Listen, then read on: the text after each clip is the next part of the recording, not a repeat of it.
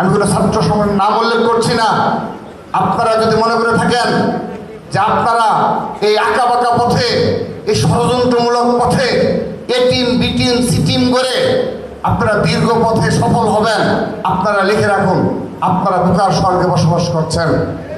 বাংলাদেশে আগামীতে একটি সময় আসবে যেদিন এই গণ অভ্যুত্থান নিয়ে ইতিহাস লেখা হবে, যেদিন আপনাদের এই গণ অভ্যুত্থান পরবর্তী 6 আগস্ট 2024 সাল থেকে যে অপরাজনীতি করেছেন সেগুলো লিপিবদ্ধ করা হবে। সেই লিপিবদ্ধ ছাত্র দলের কেউ করবে না, বিএনপির কাউকে করতে হবে না।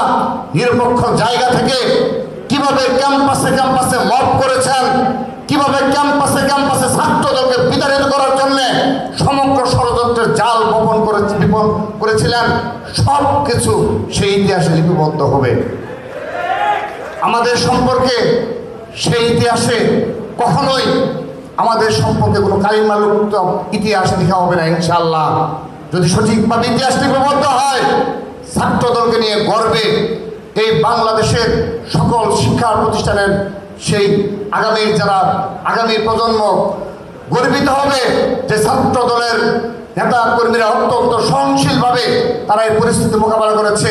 তারা অর্থের পেছনে দৌড়ায়নি, ক্ষমতায় আসার পরও তাদের সম্পর্কে অপকর্মের কোনো হদিশ দিতে পারেনি, যেটি আমরা দিতে পেরেছি 6 আগস্ট থেকে এই বৈষম্য বিরোধী ছাত্র আন্দোলনের ব্যানারে যারা আমাদের সহযোদ্ধা ছিল, জুলাই আগস্ট গণঅভ্যুত্থানে যারা আমরা কাঁধে কাঁধ মিলে লড়াই করেছি, তাদের সম্পর্কে প্রত্যেকের সম্পর্কে অর্থনৈতিক তছরূপের অভিযোগ এসেছে।